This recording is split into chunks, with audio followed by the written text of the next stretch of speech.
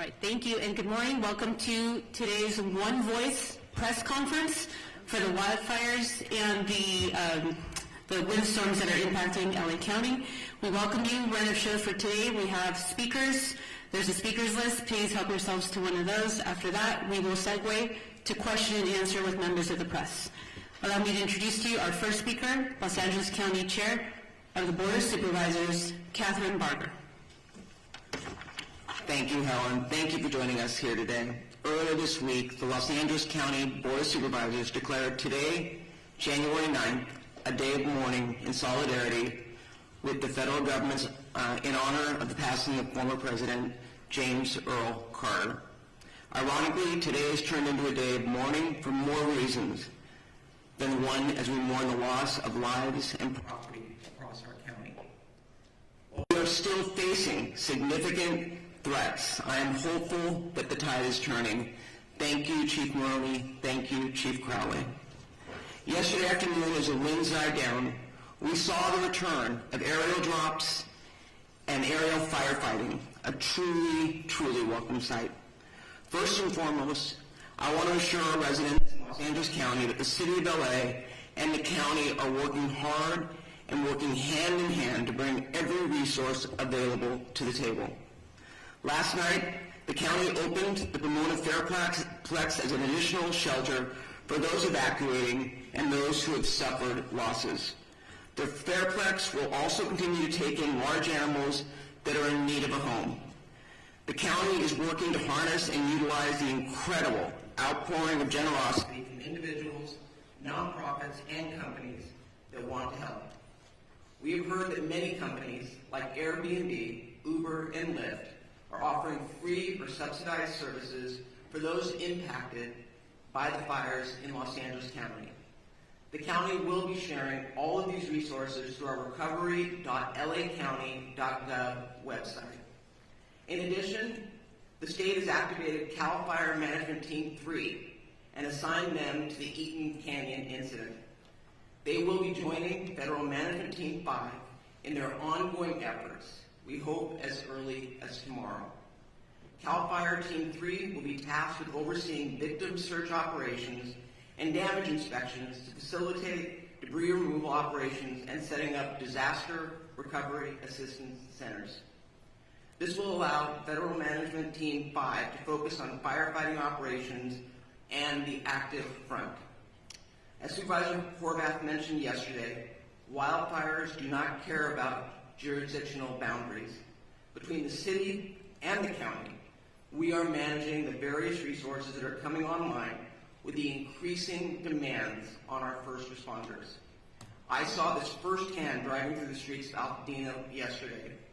Driving up Lake Avenue, the devastation could not be missed. The number of homes, businesses, and buildings that were on the fire dwarfed in any sense of available resources. Altadena is a very unique and special part of the 5th District. It is a community that embodies the spirit of a big, small town. A community full of rich culture, history, and one that passionately supports the small businesses that drive its economy in the community. It is also one of the only communities in Los Angeles County that manages the urban-wildland interface. Altadena is a resilient community. They have seen some significant battles before, but the scale of the impact today is larger than anything that I have seen in my career. The loss of historic resources at Eaton Canyon Nature Center, Farnsworth Park, and the Altadena Golf Course cannot be measured. I saw fire engines and companies from El Dorado County and other parts of California joining Los Angeles County Fire in an effort to protect life and property. In the midst of the emergency, we've all seen individuals who are targeting vulnerable communities by burglarizing and looting homes. This is simply unacceptable. You'll be hearing from our DA, Hochman, shortly regarding his efforts to hold these individuals accountable, and I promise you, you will be held accountable. Shame on those who are preying on our residents during this time of crisis. The emergency order will be strictly enforced by the Sheriff's Department, who are proactively patrolling to protect these communities from looting and any criminal activity. They have made 20 arrests of individuals who will be held accountable for the actions that they've taken. I want to thank President Joe Biden and Governor Gavin Newsom for pledging to bring federal and state resources to help Los Angeles County in our moment of need. President Biden's disaster declaration includes the promise of public assistance and individual assistance. We will begin the process of rebuilding. We will have critical resources available to ensure the residents of our communities are not fighting these battles alone. I intend to bring in a motion with Supervisor Horvath as my co-chair or co-author to ratify the county's emergency proclamation at the next Board of Supervisors meeting. Make no mistake, this board and this county will continue to do everything in our power to ensure the safety of our residents as we look forward to the path of recovery. With that, I would like to introduce Supervisor Lindsay Horvath.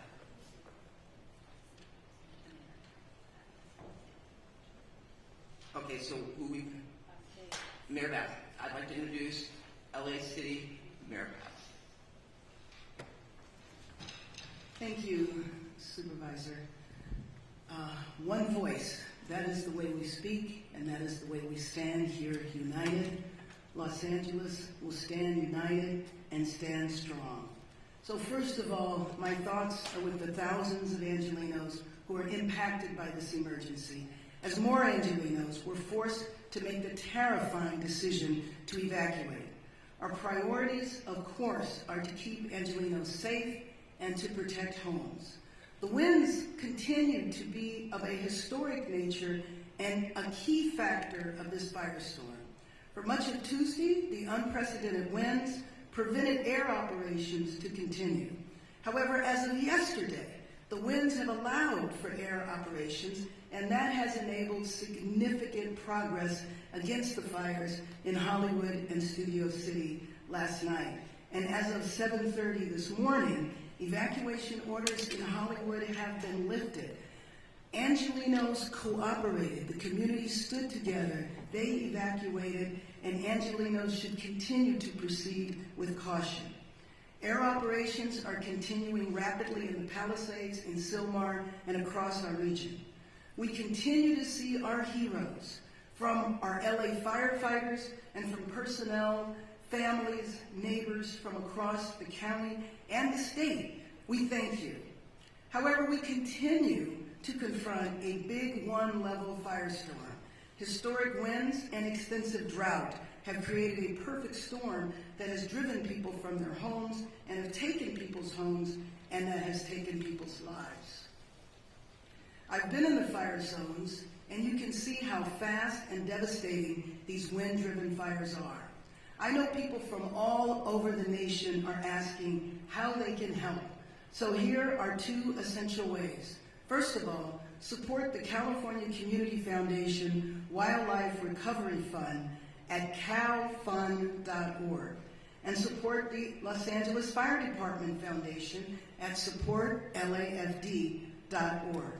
And in addition to shelters, Airbnb is offering free temporary housing. Go to 211LA.org for more information. This, as we know, is a regional crisis. So working together is the only way we will get through this. That's why I've been in constant contact with my colleagues at the county, state, and federal level. President Biden, Governor Newsom have assured us of full state and federal support.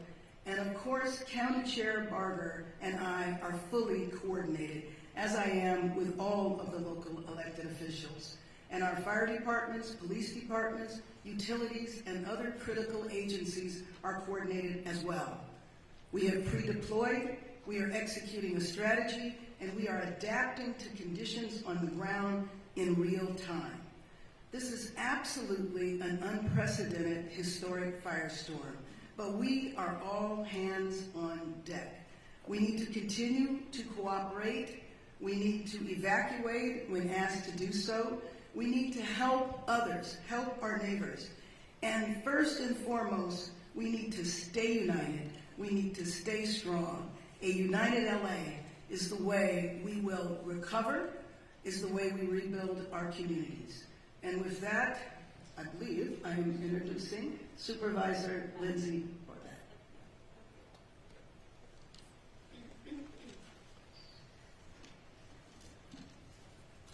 Good morning. The strength and resilience of Los Angeles County is more than anything we are seeing on the ground. I know this because of the relentless fight that our first responders, our firefighters, our law enforcement officials are putting forward, giving it everything they've got to take on each of these fires throughout the region. That being said, this is testing even the strongest among us. Last night, I personally received an alert from Nixle that I too was under evacuation warning.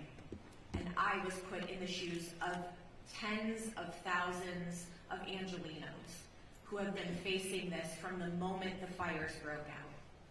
No one should have to choose which priceless memento they're going to take with them or leave behind in order to stay safe, for their families to stay safe, for their communities to be safe. I've heard from so many community members about the pricelessness of the community centers, the faith centers. I know that in the Palisades alone, there are more than 20,000 Jewish community members, and I was contacted by the Jewish Federation and the work that they are doing throughout the region to support the Jewish community. We've heard with the Eaton fire, the loss of so many faith centers throughout the Palisades fire and so much more.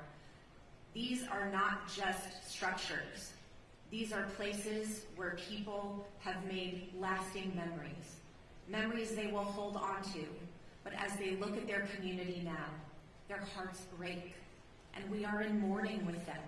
This is a time of grief, and that is why it is tremendous that our governor and our president and all of the leaders behind me and all of the leaders out throughout Los Angeles are standing strong for all of our Angelenos who are suffering great heartache.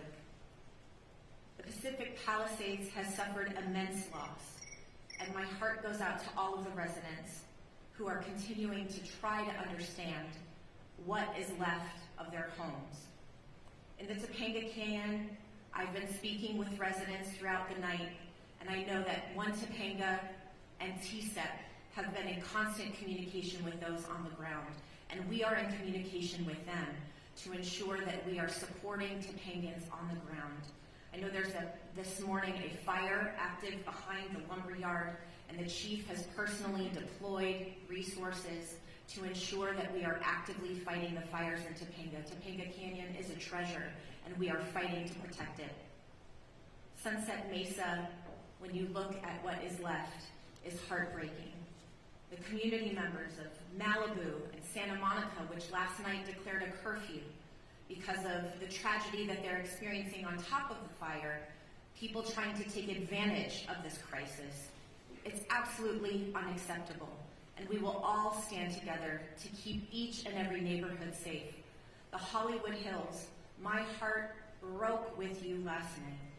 I am grateful for the swift work and the aerial assault that took place in order to protect our Hollywood Hills quickly. When you saw a home go up in flames in Studio City, you wondered if that was going to be the next outburst. The residents of Studio City, we stand with you. And in Sylmar, we have at least achieved some containment of the Hearst fire, but we have a long way to go, and we are watching and standing with you. This is a moment where we will share detailed updates, but we will not forget that behind each of these updates is a person who deserves our support. With that, gas shutoffs continue to affect more than 15,000 people in Malibu, from Brentwood Country Club to Pepperdine. A boil water advisory remains in effect for the Sunset Mesa community from Topanga Beach and Coastline Drive to the south on Shore Heights Drive on the north, and Topanga Canyon to Carbon Canyon Road in Malibu, including communities of Big Rock and Carbon Mesa. Metro fares remain suspended today thanks to the leadership of Metro Board Chair Hahn and our CEO Stephanie Wiggins. If you have essential travel today, please do so safely away from the areas of the evacuation orders. If you do not have essential travel, please remain indoors. For the latest updates and service impacts, you can go to alerts.metro.net. LA County Assessor Jeffrey Prang has shared property tax installment deferral applications, misfortune, calamity, damage reassessment applications, and disaster relief FAQ for property owners affected by the fires at assessor.lacounty.gov. All LAUSD schools and Santa Monica Malibu Unified School District schools in the 3rd District are closed.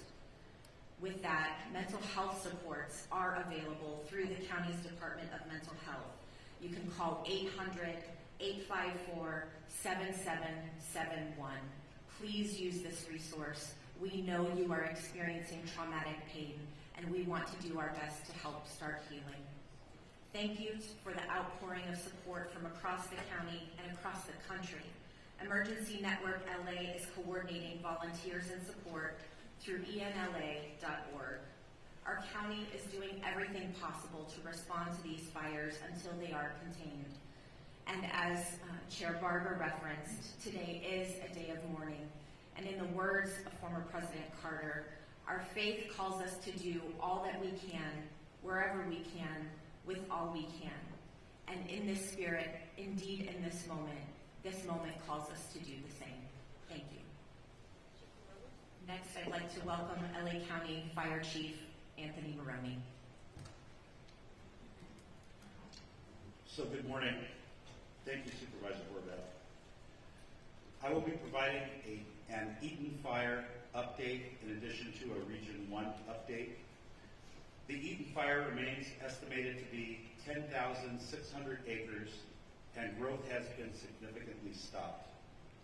And we have 0% containment. We have over 879 firefighting personnel assigned, and mutual aid resources continue to arrive to assist with this firefight. From this point forward, incident fatality information and reporting will be the responsibility of the Los Angeles County Sheriff's Department. We have several reported injuries and over 1,000 structures damaged and destroyed. The cause of the fire remains unknown, and it continues to be under active investigation. As I stated yesterday, as soon as a cause is determined, we will advise the media.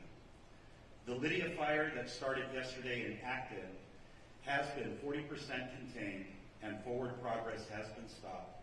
It is limited to 348 acres. The number of resources assigned to this fire siege event has increased significantly, and we have a much better posture than we did on Tuesday and Wednesday. Out-of-state resources continue to arrive in Los Angeles County and City, and we are appreciative to our fire partners from throughout the Western United States for providing assistance to Los Angeles County in our time of need. Regarding the current red flag warning, the National Weather Service predicts the warning will remain in effect for Los Angeles County and the majority of Ventura County through Friday. I would like to also acknowledge the presence of Dr. Lori Moore-Merrill from the U.S. Fire Administration, who flew out with her team from Washington, D.C. last night to be with Fire Chief Crowley and I so they could witness firsthand the challenges and the devastation that have resulted. Lastly, I want to acknowledge the tireless efforts of my LA County Fire Department personnel, both on the front lines and those behind the scenes, who continuously place themselves in harm's way to protect residents and property in our great county of Los Angeles. Thank you for always being there, and continue to be safe as they take care of themselves, those around them, and the people we serve and protect. Thank you, and I'd now like to invite up Fire Chief Kristen Crowley of the Los Angeles Fire Department.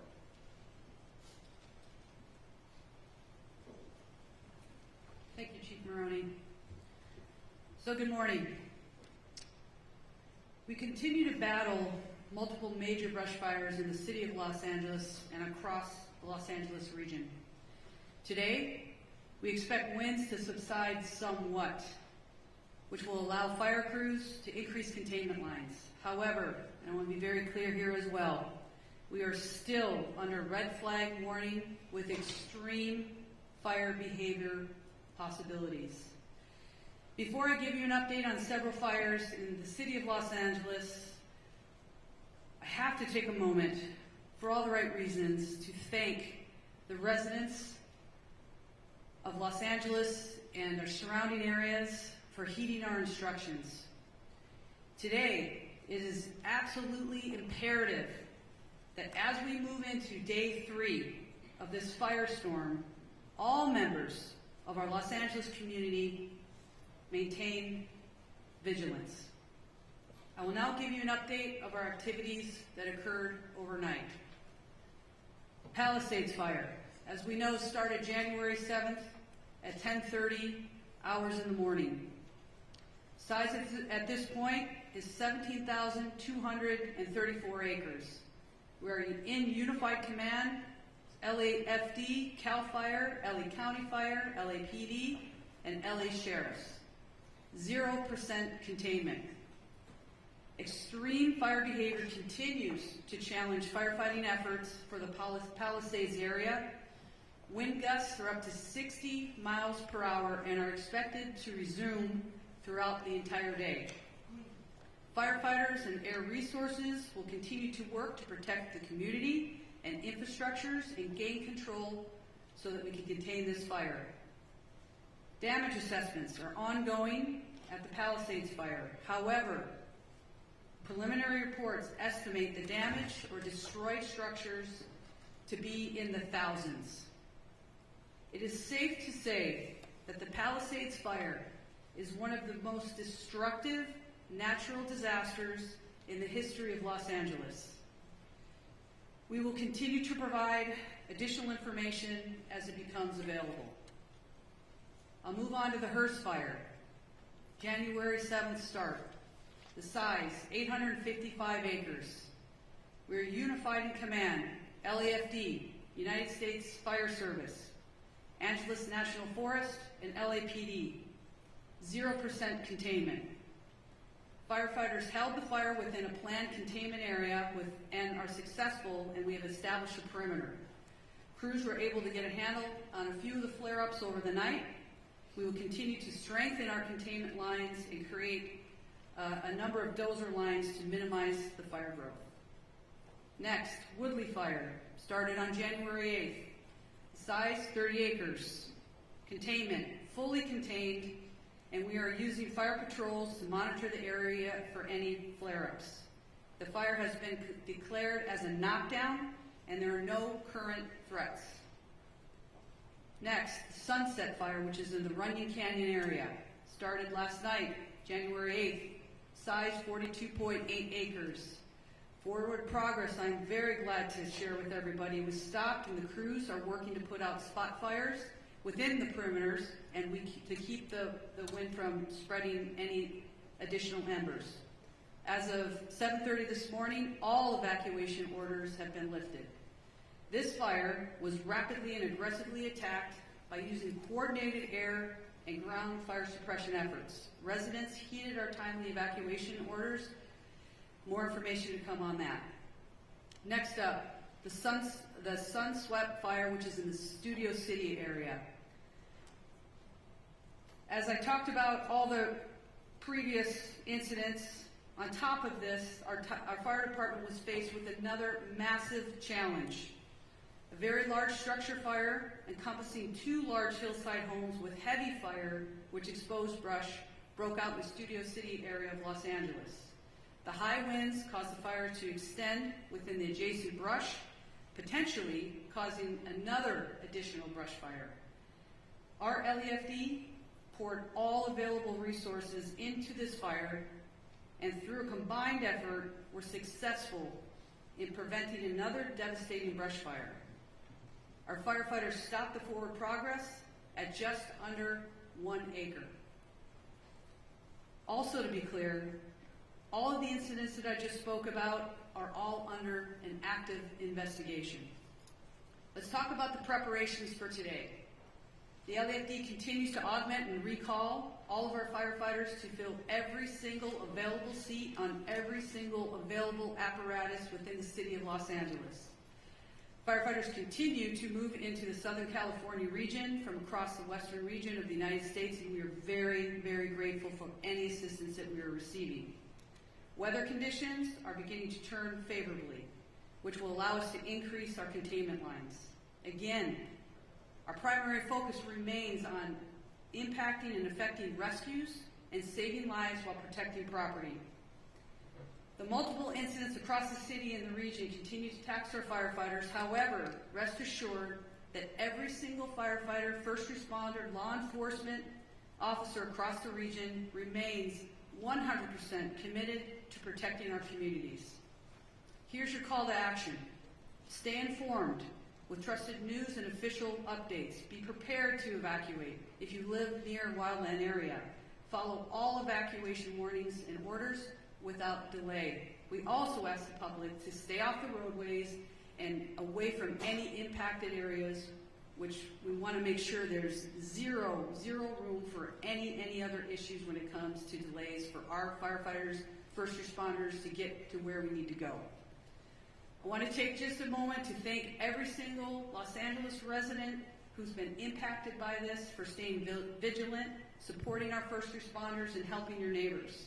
Thank you to Mayor Bass, our city leadership, everybody that is here. As you can see, we stand with every single community member, business, anybody that's been negatively impacted by all of these incidents. We stand with you. We're going to remain strong with you as well. And I tell you, we're throwing everything at this that we possibly can. We're going to move through this and continue to support one another. With that, I will go ahead and introduce our next speaker, which is Sheriff Luna. Sir? Good morning, Robert Luna, Sheriff of Los Angeles County. Currently, we have well over 400 sheriff's personnel that are still actively deployed to the fires, in addition to our normal staffing for patrol-related functions throughout the county of Los Angeles. Deputies continue to assist our residents with evacuations. They are performing a lot of humanitarian missions. So many stories to share, don't have time right now. Providing food and blankets to people, rescuing people who unfortunately did not evacuate when they were asked to. So you've heard it over and over up here. A lot of the stories of heroic actions by our deputy sheriffs, police officers, or firefighters, a lot of them are taking place from people who did not choose to evacuate, putting their own lives at risk. So please, if you're asked to evacuate, because it's not only your life you're putting in danger. We continue to conduct roving patrols, manning hard road closures, providing security in evacuation areas to prevent anyone who may be tempted to engage in criminal behavior like looting. It was mentioned earlier before by the supervisor, and I'm going to make this crystal clear to everybody out there. Over last night and this morning, we are up to 20 individuals who chose to go into our areas and deprive these poor people who have been through so much of their property. Absolutely unacceptable. And I'm going to give direction to our department members. As you know, when we have an evacuation order by law, if you remain in that area, you are guilty of a misdemeanor. If you commit certain crimes, it could jump up to a felony. I'm going to be asking our employees to start enforcing that. That is very different than a curfew. Why? Because it's 24/7. I don't have to wait for the sun to go down or the sun to come up. If you are in one of these areas and you do not belong there, you are going to be subject to arrest. I hope that is as clear as I can make it, because our first choice isn't to do enforcement. It's not to make arrests. It's to help people. But if people choose to commit crimes, they're going to be held accountable. And the DA, who is standing next to me, will clarify even that a little bit further. This continues to be a fluid and evolving crisis, and the numbers that we release throughout this incident are going to fluctuate. So anything we say is subject to change. We're getting information from our boots on the ground. It's very chaotic out there because it's still so fluid. So forgive us if we give a number and then we have to modify those numbers. I talked about the 20 arrests that have been made so far. Unfortunately, I do expect that to go up. We're not going to tolerate that kind of activity. We have substantially increased our deployment of deputies at the fixed traffic post and are trying to limit and clear out any unauthorized vehicles or people in these areas. I do want to talk as we are summoning more resources. I have been in contact with the chief of the Office of Emergency Services for the state of California. Obviously, that's done at the direction of Governor Newsom. From the get-go of this, he has offered any and all resources to us in law enforcement, and they're doing the same for fire, but I'll specifically talk about policing. The California National Guard is on standby at our direction, specifically my direction, and we, along with my partner Jim McDonald at the LAPD, are currently in discussions if we are going to need them or how we would deploy them as the hours go on. So stand by for that information as the hours tick on. Chief Maroney mentioned this regarding any death toll information. Yes, we had preliminary numbers yesterday. I got to be honest with you, as I reviewed some of those last night and this morning, I was not satisfied with some of the information that we're getting. And it's not the fault of our people. The people that are working under very difficult conditions are doing their best to do what they need to do. At one point, we'll be able to do a more thorough search of these impacted areas. Some of them look like a bomb was dropped in them, where we will be able to bring in canines and other things to help us hopefully not discover too many fatalities. That's our prayer, but this is a crisis and we don't know what to expect, but we're ready for everything. So all information, at least on the county side of this equation, we're working with our coroner's office. We'll figure out those numbers, so be patient with us when you ask us about death toll numbers. Right now, frankly, we don't know yet. We eventually will. Evacuations overall for Palisades, Eaton, Hearst, and Lydia fires, the number in both county and city areas, evacuation orders are impacting 179,783 residents. That's nearly 180,000 people in Los Angeles County that are currently under evacuation orders, with another close to 200,000 residents that are under evacuation warnings. I cannot emphasize enough that I urge residents that are asked to evacuate to follow our warnings. I gave some examples earlier. I'm going out through my staff, hey, give me some stories where our deputies are just constantly putting their life on the line, and in every example I'm given is as a result of somebody who chose not to evacuate. I don't want to tell those stories anymore. I don't want to give stories of our first responders being injured, specifically our communities being injured. Please, if you're told to evacuate, evacuate. Two of our sheriff's substations are out of power, running on generators. That's both our Altadena and Crescentia Valley stations. They're right in the thick of things. They're engaged in all of the work that I've described. The issues of mutual aid. Will consistently evaluate and reevaluate the needs for more law enforcement personnel. But I can tell you I'm getting calls from all over this region, from other sheriffs and police chiefs. Everybody wants to help. And that's awesome. That's part of our profession. Very proud to be part of it. The last thing I'll say is, for any specific information regarding evacuation orders or warnings or any road closures, and there's a lot of them, please go to lacounty.gov/emergency. Thank you very much, and with that, I am going to introduce the Chief of the Los Angeles Police Department, Jim McDonald.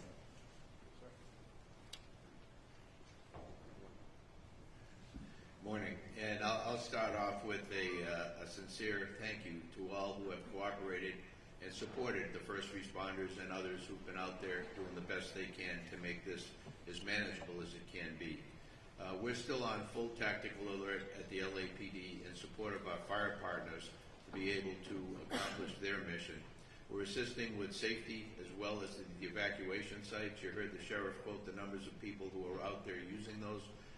And again, we want to provide every level of safety we can for those involved in that effort. We've been joined by our Port Police and Los Angeles World Airport Police partners as part of the city family in doing the jobs that we're doing as we move forward today. But I want to thank our team. Many of our team and many of the people who are here behind me have left their families in fire areas to come to work to be able to help others. We've had a large number of people who have been evacuated, a large number of people in this group here who either family or friends have lost their own homes and lost everything they own and are dealing with taking care of young families at the same time while they're trying to balance the needs of work with the needs and responsibilities of family. We truly are all in this together, and we have to look at it that way as we move forward. The advice I would give is consistent with what you've heard. The air is not healthy for people who are challenged from a respiratory standpoint. So if you don't have to come into an area that's so impacted, please don't. Traffic, we're trying to maintain ingress and egress to our emergency areas for first responders in particular. We had, as you heard, people coming in still from other states to be able to help in the fire suppression effort, and we need them to be able to get in and be able to do what they need to do as easily as possible. The evacuations, they will probably still continue as the winds pick up. So we want to be able to do that as effectively as we can. Again, I said thank you for the cooperation, but I ask for additional cooperation should the need arise as we move forward. This is anything but predictable. We're thankful for the wind conditions we have now and the ability for our fire partners to try and make up for lost time. To be able to put containment around several of our burn areas and to be able to move forward on that. But again, I just want to say that you've heard from, and you'll hear in a minute from the DA, but from the sheriff about our crime suppression efforts. For those who want to take advantage of others, we're there. We're going to be there, and we're going to be working to hold you accountable for what you're doing in that regard. But as this runs its course, fatigue will certainly become a significant factor for those who are both directly involved in the operation as well as members of our community. So again, we are very thankful for the people who are doing this on all of our behalf, but we need to stick together, we need to support each other, and this is a thing where morale is a big deal for both the community and all of our folks. So take care of each other out there, and let's do the best we can. Thank you. Now, I mentioned our DA Hockman. It's now my pleasure to introduce the newly elected District Attorney of Los Angeles County, Nathan Hockman.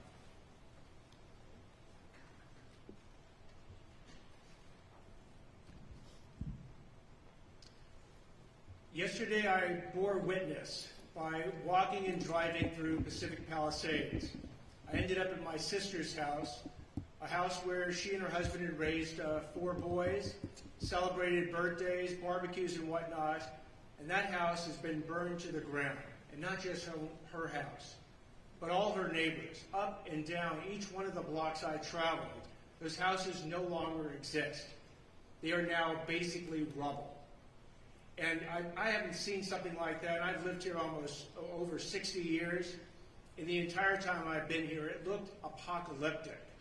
Not since the 1990s, when Los Angeles was hit with the fires, the flood, the earthquake, and the riots, have I seen such disaster occur here in our city. But like back then, Los Angeles has true grit. It has resilience. And it will rebuild, and it will rebuild better than ever. But along the way, there might be people out there who want to take advantage of the people who are suffering these tragic losses. These criminals need to hear, as they've heard from the sheriff, as they've heard from Chief McDonald, an unmistakably clear message that if you want to go ahead and loot, if you want to commit burglary, if you want to engage in grand theft, if you want to engage in these internet scams where you're going to take advantage of people who are going to be seeking insurance and government benefits, you will be arrested, you will be prosecuted, and you will be punished to the full extent of the law. And the reason I want to send this warning now is I don't want any mistake later that somehow they thought, oh, it's not a big deal. It's a huge deal. These acts are despicable, and we will prosecute them with maximal punishment.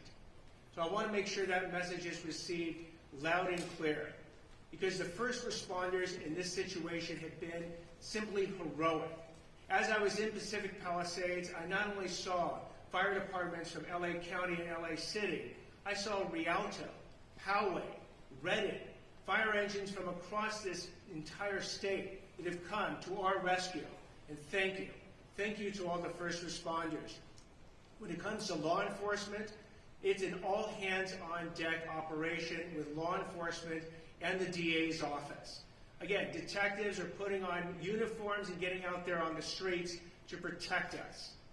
We owe them a huge thank you. And from the DA's office, if we do get these cases, please be on notice that we are going to try and deter you from committing the crimes in the first place. But if you do commit these crimes, do not expect anything else than maximal punishment. I'll now introduce LA County Public Works Director, Mark Priscilla.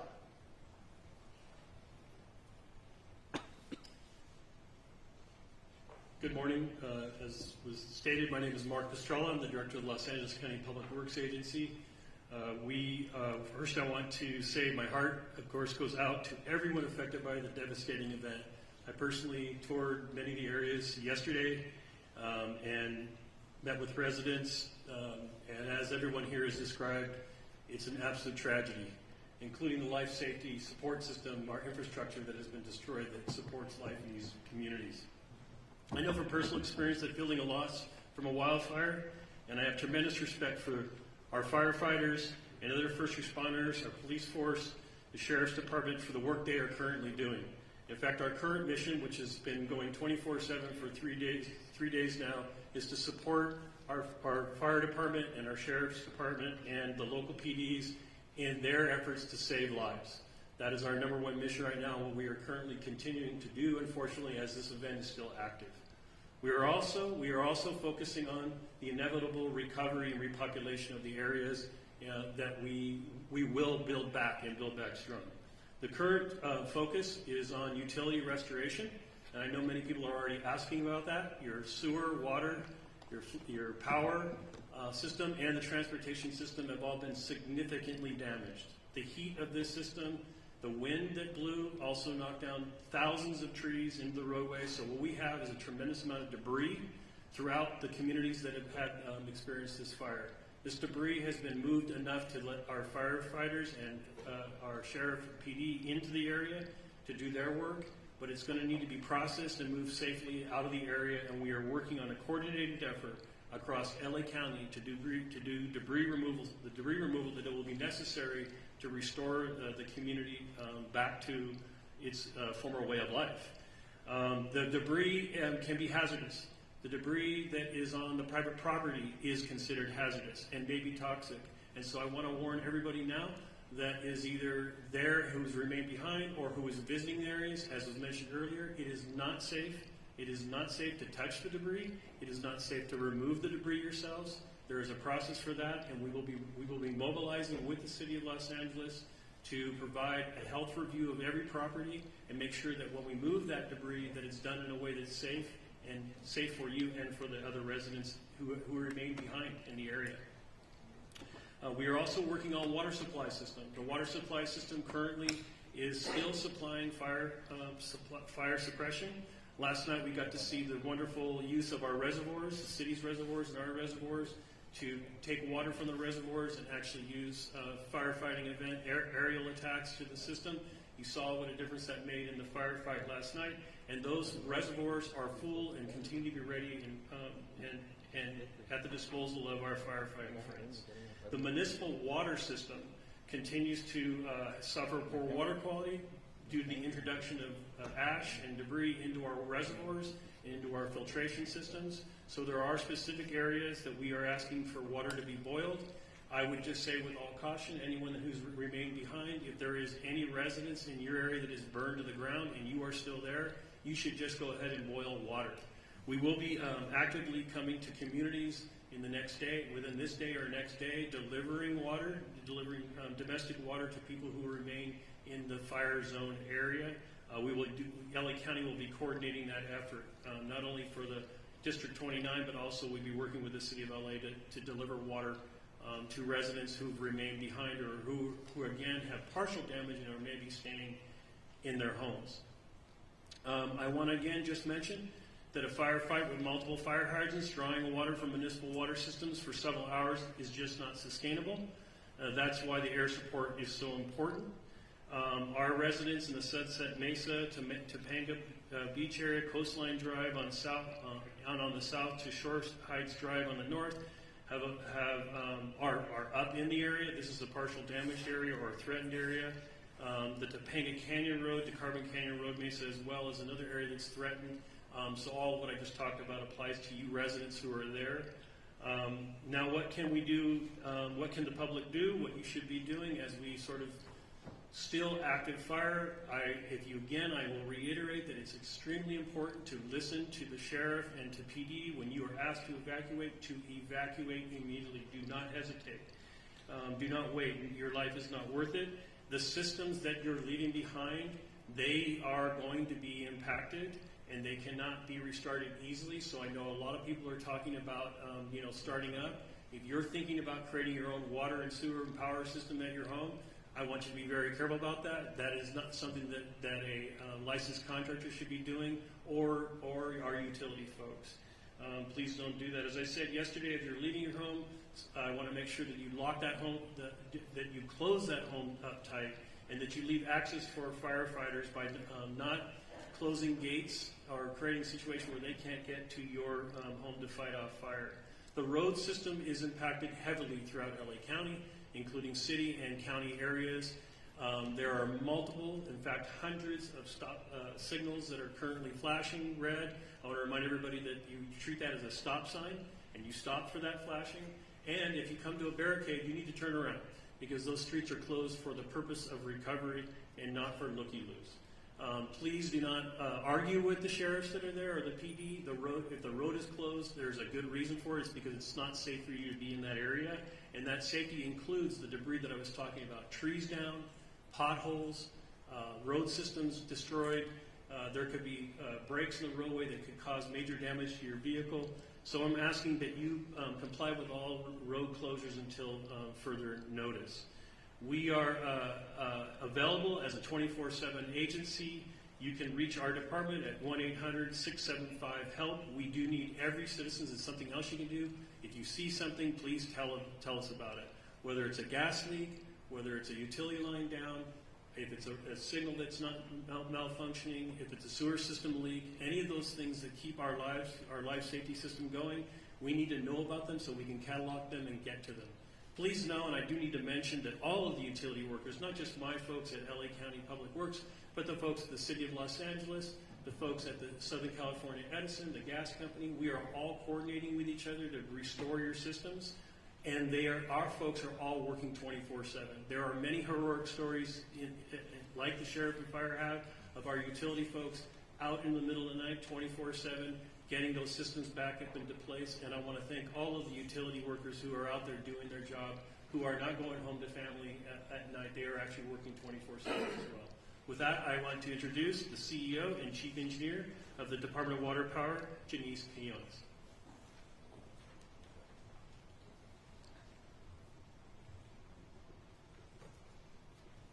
Good morning. I am Janice Quinones, CEO and Chief Engineer of LIDWP. LADWP crews continue to work around the clock to restore power and support firefighting efforts. On the power front, we have restored about 200,000 customers so far since the windstorm started. And as of this morning, we have approximately 95,000 customers out. We have 118 crews, DWP crews, working around the clock to restore powers as fast and as safe as possible. We're expecting our mutual aid crews coming from PG&E to arrive today and support the restoration efforts. Our restoration times are ranging from 24 to 48 hours. We are prioritizing wires down, so if you see a wire down, please call 911 and we'll send crews immediately to make the area safe. However, if you live in the fire-impacted areas or near those areas, you might experience longer outages, mainly because either our equipment has been compromised due to the fire, we're not able to access the area yet, or we're proactively shutting out the power for the safety of our firefighters and first responders.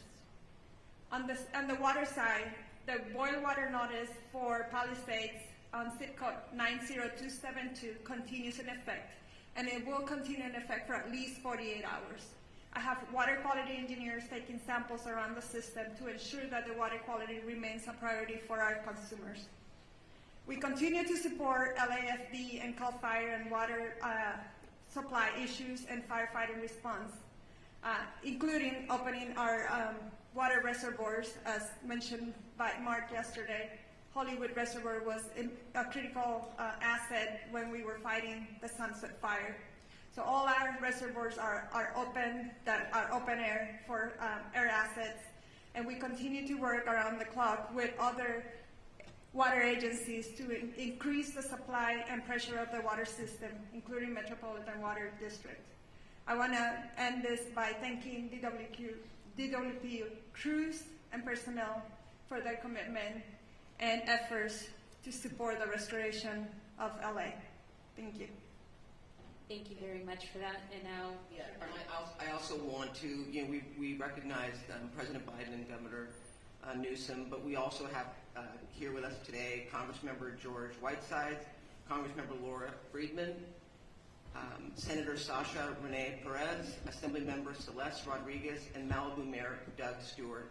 Make no mistake, we are all working together, and I want to thank you all for being here. I know our Congress representatives flew in, and we appreciate it, and we are all in this together.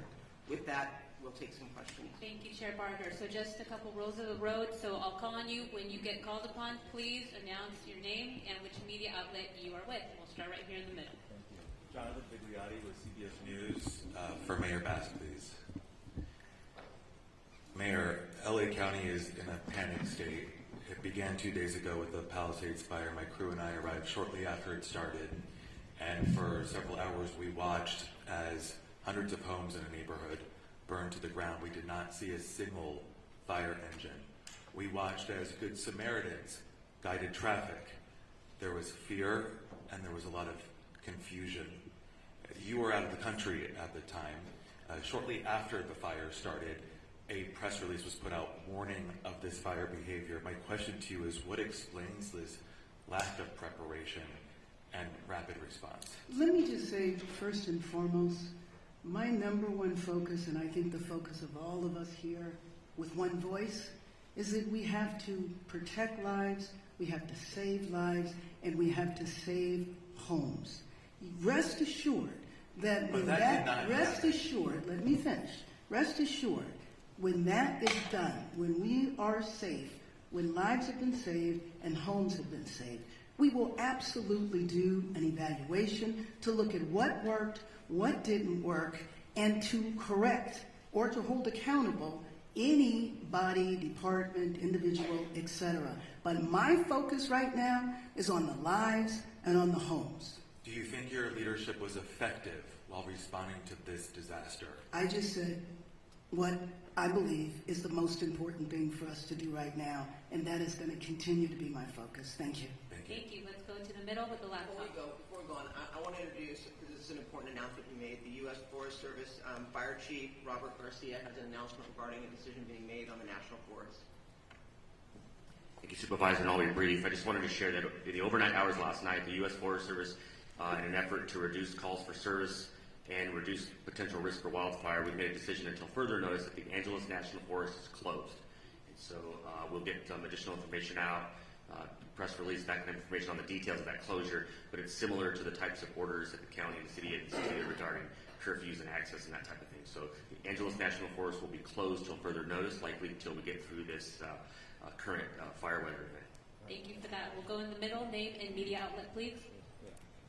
Hi, Thomas Fuller from the New York Times. For Chief Luna, I just wanted to follow up on what you said about you weren't satisfied with the information that you were getting on fatalities. It's been widely reported that there were 5 deaths, at least 5 deaths. Do you believe that death toll is not accurate, and do you think it's less than that? Based on all the information that I've received in the last probably 8 hours, I want to be more confident in the specific information that I'm getting. So what we're doing now is going back through everything because you got to understand the urgency, the chaotic nature of what we're dealing with, and we're still in the middle of that. So I want to make sure that as we go forward, at least for the Sheriff's Department, we're actually having our homicide unit involved because they don't only do murder investigations, they do death investigations, that I'm going to change the system and verify each number. Because I don't care if it's just one, that's somebody's family. That's somebody we love and care for. So I want to make sure that's solid before we start presenting that information. Unfortunately, based on the preliminary information I've seen, at least in the two large fires that we're dealing with on each side of the county, unfortunately, I think the death toll will rise. I hope I'm wrong, but I think it's going to rise. Thank you for that. Let's go right over here in the front. Yeah, Josh Haskell, ABC 7 Eyewitness News. Mayor Bass, I've been on the fire lines the last 2 days. I've never seen firefighters this desperate. At fire hydrants, water not coming out, the pressure so low, the number one tool that they use to fight these fires, not there. How frustrated are you about that? And also, I'm getting texts right now from the Palisades Highlands community. We're almost 48 hours after this fire started. There's not resources up there. The hydrants aren't working. Where's the National Guard? Where are miles and miles of water tenders? How are we addressing this? Well, first of all, you asked me, was I frustrated by this? Of course, because we all know that this has been an unprecedented event. We also know that fire hydrants are not constructed to deal with this type of massive devastation, and that the number one problem, especially on Wednesday, was the fact that we weren't able to do the air support because of the winds. And so, of course, I am absolutely frustrated by that. I am not sure that is correct, that there are no resources up there, but rest assured, as soon as we are done here, I will follow up on that. But those homes, the first day and a half, there were homes up there that had been protected by the fire. And then I went up there yesterday and there were... That had been protected? That it basically had been saved. Obviously, the fires moved in different directions, but when I went up there yesterday, there were not a lot of resources. We drove around, and then I know that things got worse up there. I'm just wondering, now that we move 48 hours past, how are we addressing these water problems that are continuing, and is it acceptable that they continue? Well, let me just say that the water problems are a little better now because the winds are such that we can go up and have the air support. And you know that that was the reason that the devastation was so bad, the unprecedented wind, the strength of the wind, and the fact that the air support could not go up. But if Chief Crowley wants to talk to this, there have been many fires before where air support is not available, and we depend upon these ground resources and crews. Was there a plan in place for that, and did the resources get here quickly enough? And talk about an update to air support today. Right, so thank you for that question. As we know, and you heard all of the incidents that are occurring at this point. Palisades was the first brush fire that we were attacking at that moment. You talk about specific pre-deploying. We put resources in place, pre-deploying, knowing that the winds were coming. With that, when the fire did light and take off, rapid response. Very dynamic situation. Air to ground resources coordinating. Now with the winds, I don't think we can overstate that enough. There's no excuse in regard to the winds were too much, but the reality is the winds are so dynamic, and at that tipping point, when our resources, air resources were grounded, that changes our strategies and tactics. We called for the world in regard to the number of resources and what we needed, who we needed, immediate need. Every single resource that was available at that moment responded. You talked about 48 hours later, where are we now, right? Again, I already spoke on if we don't have water, we find water, we use water tenders, we draft water. The fire department, first responders, we're going to do everything in our absolute effort to do what we can do with what we've got. The good news is, with the wind subsiding, you're going to see water drops, you're going to see rotary, you're going to see fixed wings all day, unless something changes. Again, I did say 60-mile-an-hour wind gusts even today. So very, very dynamic situation. With that, also, you said about the other homes, no fire resources there. As winds change, our resources change, we redistribute, we move, and that's the dynamic situation that we are in even in day 3. That's what I wanted to say about that. Thank you. Thank you very much. Madam Mayor, I have another question for you. Bobby Castro over here from Good Day LA, Fox 11. Another issue, another concern about resources and in particular staffing as well. And we heard from firefighters even on the front lines expressing frustrations about, obviously it's a challenge right now. They're bringing in firefighters from all across the western region, but can you address the criticism now over the budget issue and the slashing, $17 million? I think if you go back and look at the reductions that were made, there were no reductions that were made that would have impacted the situation that we were dealing with over the last couple of days. And then there was a little bit of confusion because money was allocated to be distributed later on, which was actually going to support salaries and other parts of the fire department that were distributed a little later. So I think it's most important to understand that we were in tough budgetary times, everybody knew that, but that the impact of our budget really did not impact what we've been going through over the last few days. Again, back to the unprecedented windstorm, wind at such ferocity that we haven't seen in years, is the context in which we were dealing with it. Thank you. Thank you. Let's go over here on this side. Did you have your hand up with the blue name and media outlet, please?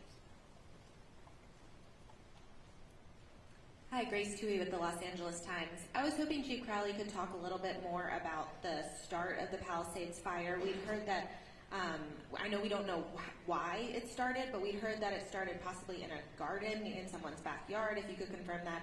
And then how long do we know it took for it to actually reach homes? And I know you said that resources were pre-deployed, but do we know were there actually fire crews in the Palisades when it did start?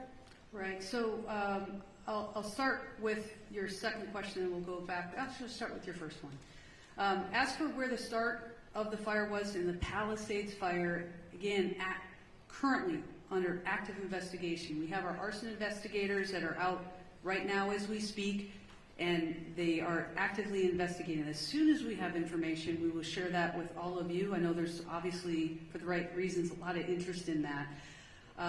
So with that, we'll circle back.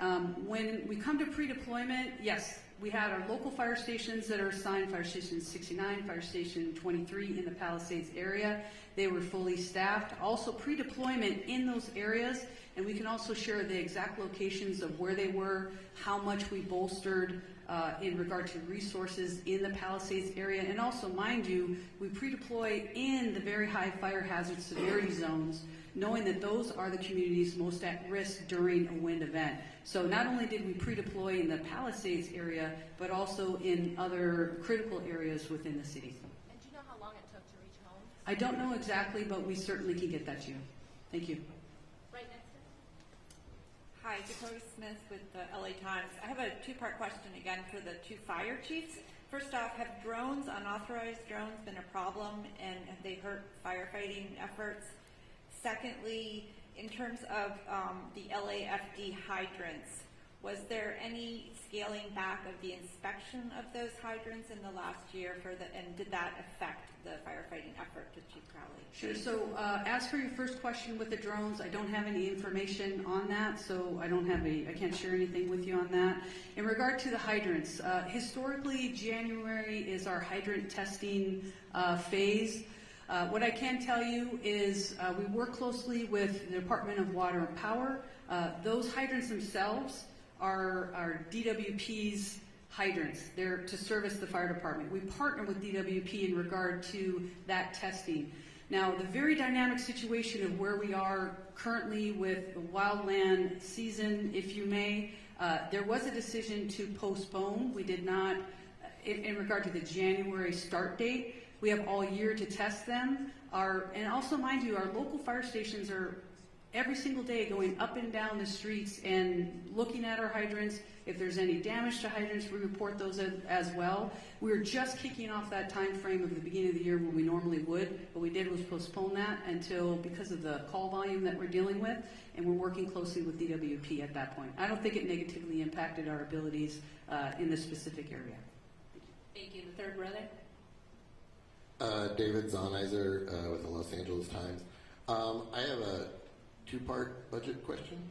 My first part is, can you talk about the reserve fund? Last year there was a lot of concern that the reserve fund had fallen below 4% and was heading toward that 2.75 number that I think makes it difficult for the city to authorize spending.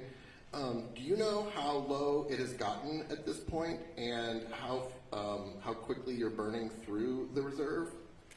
Do you want to go with your second question too? Sure. The second question is, do you have any concern about blowing through the reserve before the state and federal money will arrive? So let me just say that, as I said a few minutes ago, our number one priority right now is to save lives, to protect lives, to save homes. I'm not here to talk about the status of our budget. If you would like to do that on another occasion, that would be fine in terms of the reserve fund. I don't have those concerns right now, and I will say that after our first priority, then we will look back at everything that was done to do an evaluation to see what worked and what didn't work. Thank you.